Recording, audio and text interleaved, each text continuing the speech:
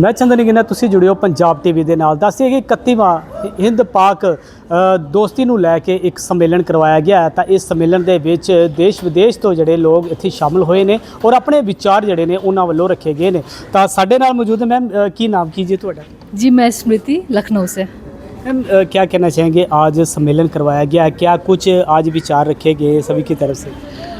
एक विचार जो बहुत खूबसूरत रखा गया है कि एक माँ जो रांची की हो या कराची की हो, वो वॉर नहीं चाहती है। तो एक माँ से पूछे कि वॉर का क्या मतलब होता है, एंड विमेन इधर की हो या उधर की, सबसे ज़्यादा पार्टीशन में किसी भी वॉर में वही सफ़र करती हैं। तो अगर हम चाहते हैं कि हमारी माताएं बहनें खुश रहें तो वॉर नहीं होना चाहिए। मैम देखा गया कि लगातार लोग जो पाकिस्तान में रहते हैं या हिंदुस्तान में रहते हैं उनके दिल में एक तांग होती है कि वीज़ा प्रणाली आसान हो जाए, हम वहाँ पर जाएं, उधर के लोग यहाँ पर आए, पर कुछ मजबूरियाँ हैं, तो ये सब कुछ ख़त्म नहीं हो सकता? बिल्कुल ख़त्म हो सकता है। एंड आई थिंक जैसा कि लोगों ने यहाँ पे कहा कि बर्लिन वॉल गिर गई, तो जब बर्लिन वॉल गिर सकती है तो इंडिया पाकिस्तान की दुश्मनी क्यों नहीं ख़त्म हो सकती है। हमारी म्यूज़िक एक है, हमारी चॉइस ऑफ फिल्म्स एक है, हम पाकिस्तानी सीरियल्स देखते हैं, वो बॉलीवुड सॉन्ग सुनते हैं, म्यूज़िक देखते हैं, फिल्म्स देखते हैं। तो बस एक सोच की ज़रूरत है कि नहीं, हमें वॉर नहीं करना है, क्योंकि वॉर से सिर्फ़ और सिर्फ नुकसान ही होता है। अगर आप अमृतसर के पार्टीशन म्यूज़ियम जाके देखिए तो जो दर्दनाक तस्वीरें हैं, जो स्टोरीज़ वहाँ पे डॉक्यूमेंटेड है, और ये भी समझिए कि ये जो एलीट स्टोरीज़ हैं, ये वो स्टोरीज़ हैं जो पार्टीशन सर्वाइव किया। ऐसी कितनी स्टोरीज़ होंगी जिन्होंने पार्टीशन सर्वाइव नहीं किया।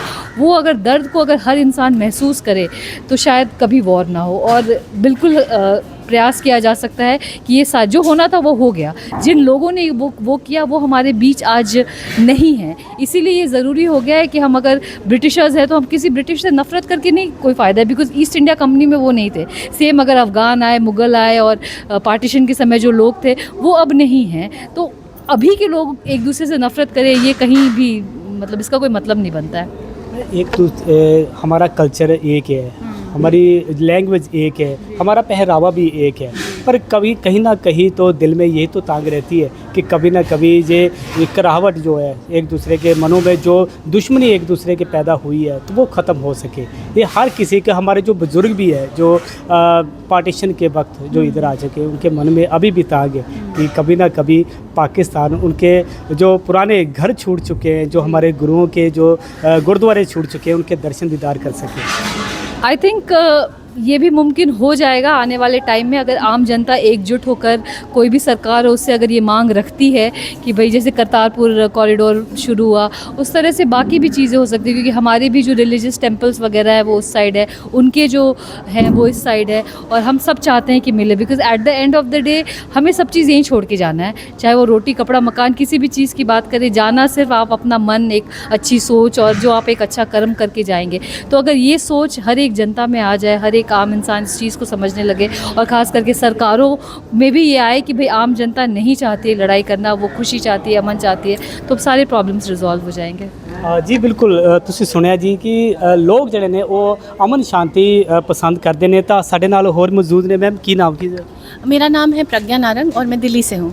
मैम क्या कहना चाहेंगे, आज सेमिनार कराया गया है, 31वां सेमिनार हिंदू पाक सम्मेलन कराया गया दोस्ती के लिए, क्या कुछ वहाँ पर विचार हुए आपके? देखिए, ये सेमिनार आज का नहीं है, ये तो 31st सेमिनार है। ये इतने सालों से ही दोस्ती की बात करे जा रहे हैं, तो कोई तो रीज़न होगा, और रीज़न यही है कि दोनों तरफ की आवाम चाहती है कि आगे बॉर्डर्स जो हैं वो सॉफ्ट हों।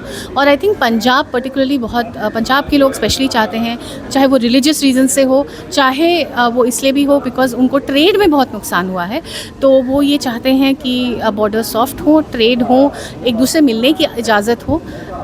तो इसलिए आई थिंक ये बहुत ज़रूरी है कि ऐसे सेमिनार हो। और शायद बाकी कंट्री उतनी इफ़ेक्टेड नहीं है इस चीज़ से जितना ये रीजन है।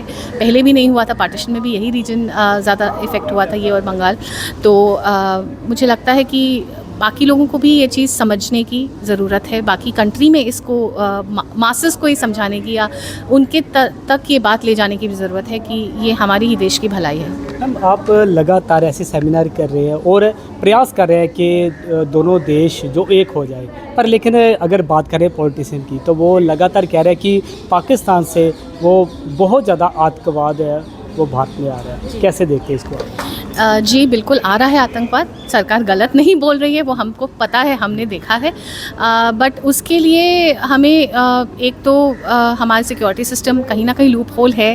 ये सरकार ने खुद भी एडमिट किया है कि कहीं ना कहीं इंटेलिजेंस इन्फॉर्मेशन आती थी और हम नहीं पकड़ पाते थे। तो ये I think is a matter of administration जो टाइट करा जाना चाहिए बिल्कुल। और बहुत जगह बहुत रीजन्स में टाइट हुआ भी है, ऐसा नहीं है।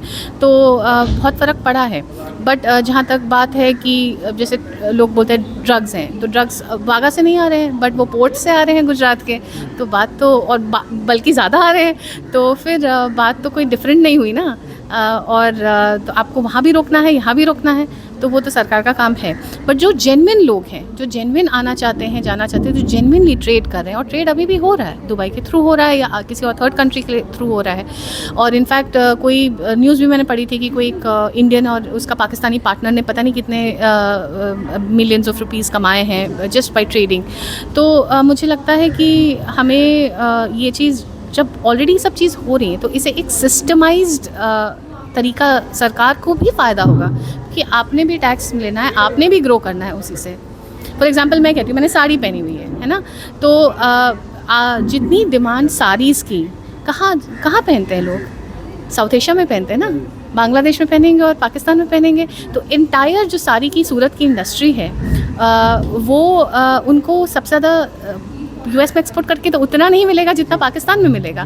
तो मुझे लगता है कि बहुत सारे ऐसे एवेन्यूज़ हैं। अब पाकिस्तान को कॉटन की ज़रूरत है, फॉर एग्जांपल वो अब कपड़े बनाते हैं, बट उनके पास क्वालिटी कॉटन नहीं है जो इंडिया में, बिकॉज ऑफ हमने अपने एग्रीकल्चर में बहुत अच्छा किया है, तो ग्रीन रेवोल्यूशन के टाइम पर, और हमारी क्वालिटी बेटर है, तो उनको वो चाहिए, वो कहीं और से एक्सपोर्ट करते हैं। तो हम ये अपॉर्चुनिटीज़ क्यों छोड़ रहे हैं? तो आप प्रयास कर रहे हैं जी करावट जो है इन दोनों के बीच जो है वो ख़त्म करने की, पर लगता है कि आप जो प्रयास है ये सफल हो पाएगा? देखिए, बहुत लोगों के दिलों में ये बात है, सब ओपनली नहीं बोल पाते हैं, बट सफल होगा या नहीं होगा, कभी कभी ज़रूरी है कि आपने बस जैसे मैं यही कहती हूँ कि अंधकार को हटाने के लिए सिर्फ एक उजाले की किरण ज़रूरी होती है। कभी कभी ज़रूरी ये नहीं होता है कि आप जीतो या हारो, ज़रूरी ये होता है कि आप सच के साथ खड़े रहो। तो प्रयास ये है कि जब हिस्ट्री देखे हमें, तो याद रखें कि कुछ लोगों ने वहाँ, कुछ लोग खड़े रहे थे, जैसे यूरोप में जब जूस के साथ हुआ था, तो कुछ लोग जिन्होंने हेल्प किया था, तो वो लोग अब उनको याद करते हैं। तो हम चाहते हैं हम सही चीज़ के लिए बस खड़े रहें, चाहे कोई आगे कुछ परिणाम निकले या ना निकले, प्रयास तो रहेगा, बट बिना प्रयास के तो ऐसे भी कुछ नहीं होता है। बिल्कुल, तुसीं सुनिया जी, लगातार जिहड़ी वो मांग की जा रही है कि ਦੋਨਾਂ ਦੇਸ਼ਾਂ ਦੇ ਵਿੱਚ ਜਿਹੜੀ ਕਰਹਾਵਟ ਜਿਹੜੀ ਆ ਉਹ ਆਈ ਹੋਈ ਹੈ, ਦੋਨਾਂ ਦੇਸ਼ਾਂ ਦੇ ਵਿੱਚ ਜਿਹੜੀ ਹੈ ਇੱਕ ਦੂਜੇ ਦੇ ਪ੍ਰਤੀ ਜਿਹੜੀ ਦੁਸ਼ਮਣੀ ਆ ਉਹਨੂੰ ਕਿਤੇ ਨਾ ਕਿਤੇ ਉਹ ਖਤਮ ਕੀਤਾ ਜਾਵੇ, ਕਿਉਂਕਿ ਲਗਾਤਾਰ ਦੇਖਿਆ ਸਾਡਾ ਪਹਿਰਾਵਾ ਇੱਕ, ਬੋਲੀ ਇੱਕ ਹੈ, ਰਹਿਣ ਸਹਿਣ ਇੱਕ ਹੈ, ਪਰ ਲੇਕਿਨ ਜੇਕਰ ਬੀਤੇ ਦਿਨਾਂ ਦੀ ਗੱਲ ਕਰੀਏ ਤਾਂ ਇਸ ਚੀਜ਼ ਨੂੰ ਵੀ ਡਿਨਾਈ ਨਹੀਂ ਕੀਤਾ ਜਾ ਸਕਦਾ ਕਿ ਆਤੰਕਵਾਦ ਜਿਹੜਾ ਸਭ ਤੋਂ ਵੱਡਾ ਜਿਹੜਾ ਉਹ ਕਾਰਨ ਹੈ ਇਹਨਾਂ ਦੋਨਾਂ ਦੇਸ਼ਾਂ ਦੇ ਵਿਚਕਾਰ। ਪਰ ਦੇਖਣਾ ਹੋਏਗਾ ਕਿ ਆਖਿਰਕਾਰ ਐਸੇ ਸੈਮੀਨਾਰ ਤੋਂ ਬਾਅਦ ਕੀ ਆਖਿਰਕਾਰ ਇਹਨਾਂ ਦੋਨਾਂ ਦੇਸ਼ਾਂ ਦੇ ਵਿੱਚ ਫਿਰ ਪਿਆਰ ਵੱਧ ਸਕਦਾ, ਹਿੰਦੁਸਤਾਨ ਪਾਕਿਸਤਾਨ ਜਿਹੜੇ ਲੋਕ ਨੇ ਉਹ ਪਾਕਿਸਤਾਨ ਜਾ ਸਕਣ ਜਾਂ ਪਾਕਿਸਤਾਨ ਦੇ ਲੋਕ ਸਾਡੇ ਹਿੰਦੁਸਤਾਨ 'ਚ ਆ ਸਕਣ, ਕੀ ਇਹ ਹੋ ਸਕਦਾ ਹੈ? पर देखना होएगा, शायद आने वाले दिनों के विच कोई ना कोई असर जरूर देखने को मिलेगा। कैमरामैन सहयोगी के नाल चंदन गिना, पंजाब TV, अमृतसर।